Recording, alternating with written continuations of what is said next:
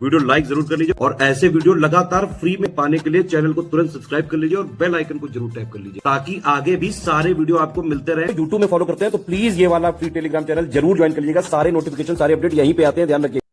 नमस्कार दोस्तों, स्वागत है आपका स्टडी फॉर एग्जाम्स में।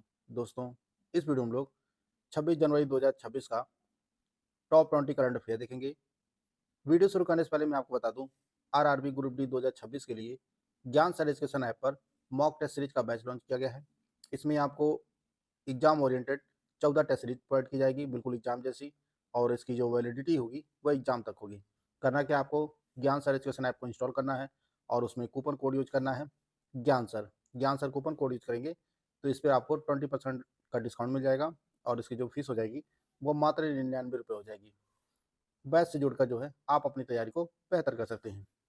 तो देखते हैं आज का पहला प्रश्न हम लोग। आज का जो पहला प्रश्न है, वर्ष 2026 के लिए राष्ट्रपति ने कुल कितने पद्म पुरस्कारों को मंजूरी दिया है? तो वर्ष 2026 में कुल 131 पद्म पुरस्कार प्रदान किए जाएंगे। इसमें आपको जो पद्म पुरस्कार हैं 131, 5 विभूतियों को पद्म विभूषण से सम्मानित किया जाएगा, 13 लोगों को पद्म भूषण प्रदान किया जाएगा और 113 लोगों को जो है यह पद्मश्री प्रदान किया जाएगा। और इस जो पद्म पुरस्कार दिए गए हैं 131, इसमें 19 महिलाएं शामिल हैं। इसमें 131 में 19 महिलाएं शामिल हैं और इनमें 6 विदेशी NRI कैटेगरी के लोग जो हैं भी शामिल है। इसमें 16 हस्तियां ऐसी हैं जिन्हें मरणोपरांत प्रदान किया जाएगा। 131 में 16 हस्तियां ऐसी हैं जिन्हें जो है मरणोपरांत पुरस्कार प्रदान किया जाएगा। तो इसका जो सही आंसर है वो आपका ऑप्शन बी है। 131 प्रदान किया जाएगा टोटल, और 5 पद्म विभूषण, 13 पद्म भूषण और 113 पद्मश्री। तो इसका बी ऑप्शन सही है। बढ़ते हैं अगले क्वेश्चन की तरफ। अगला जो प्रश्न है, जनवरी 2026 में भारत, श्रीलंका और मालदीव के बीच त्रिपक्षीय तटरक्षक अभ्यास दोस्ती का 17वां संस्करण कहाँ आयोजित किया गया? तो यह माले मालदीव में आयोजित किया गया। दोस्ती का तटरक्षक अभ्यास दोस्ती का 17वां संस्करण जो है माले मालदीव में आयोजित किया गया। इसका बी ऑप्शन सही है। IREDA global green energy finance IFSC limited ने किस देश में 100 मेगावाट की स्वच्छ ऊर्जा परियोजना के लिए $2.25 करोड़ के ऋण को मंजूरी दिया है? तो यह जाम्बिया में जो है 100 मेगावाट की स्वच्छ ऊर्जा परियोजना स्थापित करने के लिए जो है इरेडा ने $2.25 करोड़ ऋण जो है मंजूर किए हैं। इसका बी ऑप्शन सही है। जनवरी 2026 में किस राज्य में द्विवार्षिक आदिवासी उत्सव समक्का सरलम्मा जतारा आयोजित किया जाएगा? तो यह आदिवासी उत्सव जो है तेलंगाना में आयोजित किया जाएगा। तेलंगाना में जो है समक्का सरलम्मा और जतारा यह जो उत्सव है आयोजित किया जाएगा द्विवार्षिक। इसका बी ऑप्शन सही है। 22 जनवरी 2026 को इलियास पासा का 61 वर्ष की आयु में निधन हो गया। इनका संबंध किस खेल से था? तो यह प्रसिद्ध फुटबॉल खिलाड़ी थे। इलियास पासा जो है प्रसिद्ध फुटबॉल खिलाड़ी थे। इनका 22 जनवरी 2026 को 61 वर्ष की आयु में निधन हो गया। 26 जनवरी 2026 को गणतंत्र दिवस परेड में विद्युत मंत्रालय की झांकी का थीम क्या था? तो विद्युत मंत्रालय की झांकी की जो थीम थी वह प्रकाश गंगा, आत्मनिर्भर और विकसित भारत को शक्ति प्रदान करना, यह जो है विद्युत मंत्रालय की थीम थी। इसका डी ऑप्शन सही है। जनवरी 2026 में दिल्ली नगर निगम MCD का नया आयुक्त किसे नियुक्त किया गया है? तो संजीव खीरवार यह MCD के नए आयुक्त बने हैं। इसका सी ऑप्शन सही है। 24वें पुणे अंतर्राष्ट्रीय फिल्म महोत्सव 2026 में किस फिल्म को सर्वश्रेष्ठ अंतर्राष्ट्रीय फिल्म का प्रतिष्ठित प्रभात पुरस्कार दिया गया है? तो यह जो पुरस्कार दिया गया है द इलिशियन फील्ड को जो है प्रभात पुरस्कार प्रदान किया गया है 24वें पुणे अंतर्राष्ट्रीय फिल्म महोत्सव में। इसका ए ऑप्शन सही है। जनवरी फरवरी 2026 में कोलकाता अंतर्राष्ट्रीय पुस्तक मेले का कौन सा संस्करण आयोजित किया जाएगा? तो यह 49वां संस्करण। कोलकाता अंतर्राष्ट्रीय पुस्तक मेले का जो है 49वां संस्करण आयोजित किया जाएगा 2026 में। इसका डी ऑप्शन सही है। अगला जो प्रश्न है वह है, हाल ही में महाराष्ट्र सरकार ने कहाँ एक नई इनोवेशन सिटी विकसित करने की घोषणा किया है? तो महाराष्ट्र सरकार ने नवी मुंबई अंतर्राष्ट्रीय हवाई अड्डा के पास जो है एक नई इनोवेशन सिटी विकसित करने की घोषणा किया है। इसका सी ऑप्शन सही है। वर्ष 2026 के लिए व्यक्तिगत श्रेणी में सुभाष चंद्र बोस आपदा प्रबंधन पुरस्कार के लिए किसे चुना गया है? तो यह पुरस्कार जो है लेफ्टिनेंट कर्नल सीता अशोक सेल्के को प्रदान किया जाएगा। व्यक्तिगत श्रेणी में जो है सुभाष चंद्र बोस आपदा प्रबंधन पुरस्कार जो है लेफ्टिनेंट कर्नल सीता अशोक सेल्के को प्रदान किया जाएगा। और संस्थागत श्रेणी में यह पुरस्कार जो है सिक्किम राज्य आपदा प्रबंधन प्राधिकरण को प्रदान किया जाएगा।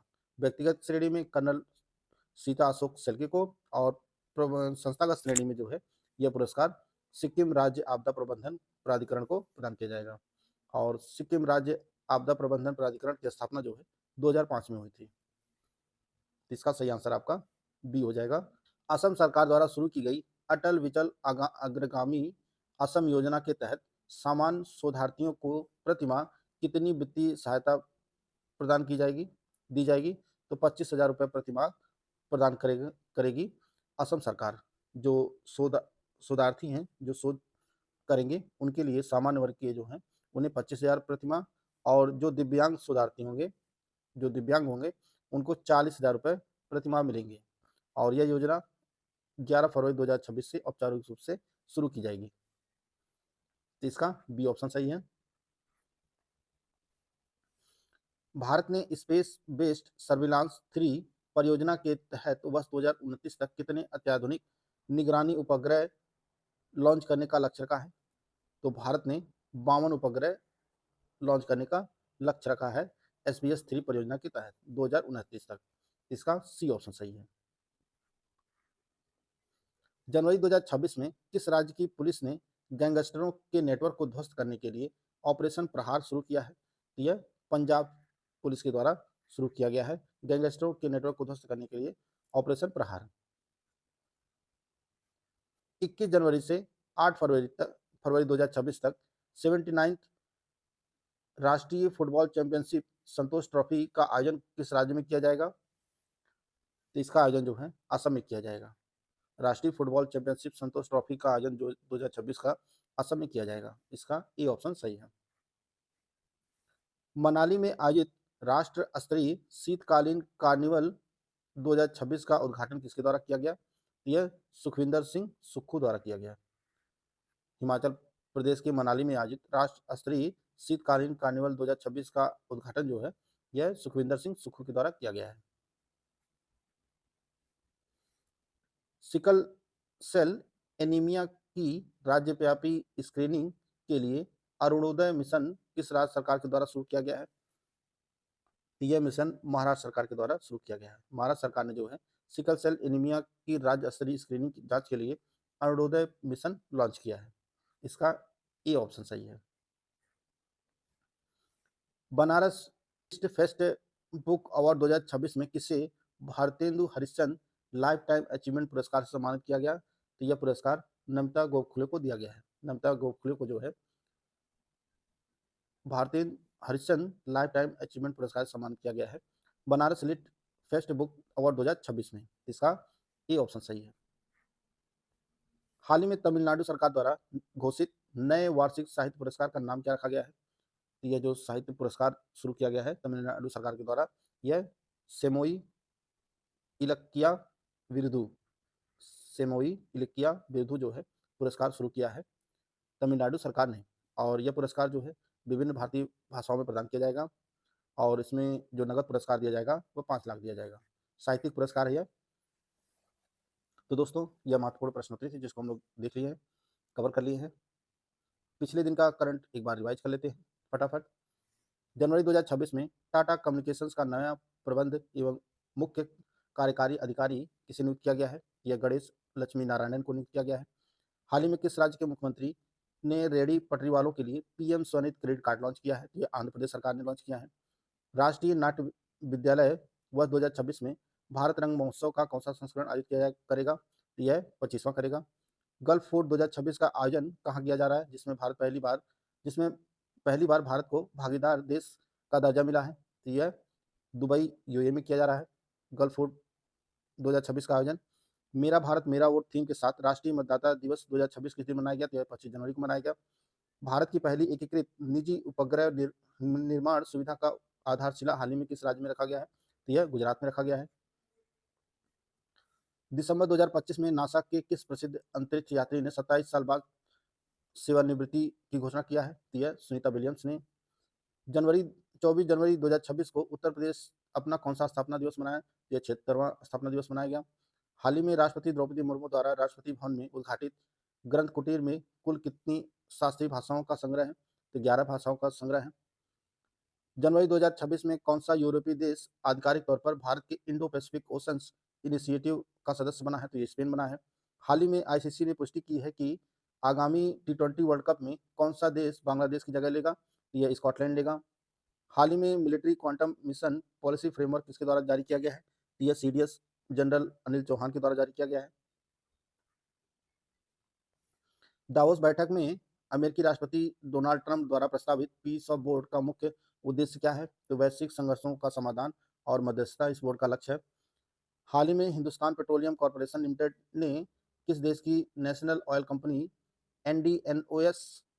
एनडीएनओसी गैस के साथ 10 साल का एलएनजी समझौता किया है? यह यूएई की कंपनी है। हाल ही में किस विश्वविद्यालय ने भारतीय क्रिकेटर रोहित शर्मा को मानद डॉक्टरेट प्रदान करने की घोषणा किया है? यह अजिंक्य डीवाई पाटिल यूनिवर्सिटी जो पुणे में स्थित है ने घोषणा किया है। जनवरी 2026 में बॉम्बे नेचुरल हिस्ट्री सोसाइटी और राष्ट्रीय स्वच्छ गंगा मिशन ने इंडियन स्कीमर के संरक्षण के लिए नई परियोजना की शुरुआत कहाँ से किया है? तो यह देहरादून से किया गया है। जनवरी 2026 में भारतीय नौसेना के किस जहाज ने लोकायन 26 नामक वैश्विक प्रशिक्षण अभियान की शुरुआत की है? तो यह आईएनएस सुदर्शनी ने की है। जनवरी 2026 में किससे यमन का नया प्रधानमंत्री नियुक्त किया गया है? तो यह शाया मोहसिन जिंदानी बने हैं यमन के नए प्रधानमंत्री। जनवरी 2026 में किसे जॉर्जिया में भारत का अगला राजदूत नियुक्त किया गया है? तो यह अमित कुमार मिश्रा को नियुक्त किया गया है। जनवरी 2026 में किस राज्य ने राष्ट्रीय पैरालंपिक पावर लिफ्टिंग चैंपियनशिप की मेजबानी की? यह उत्तराखंड ने की। तो दोस्तों, यह महत्वपूर्ण करंट अफेयर थे जिसको हम लोग कवर कर लिए हैं इस वीडियो में। वीडियो आपको अच्छा लगे तो लाइक कर सकते हैं, चैनल को सब्सक्राइब कर लीजिए। मिलते हैं नेक्स्ट वीडियो में, तब तक के लिए जय हिंद, जय भारत।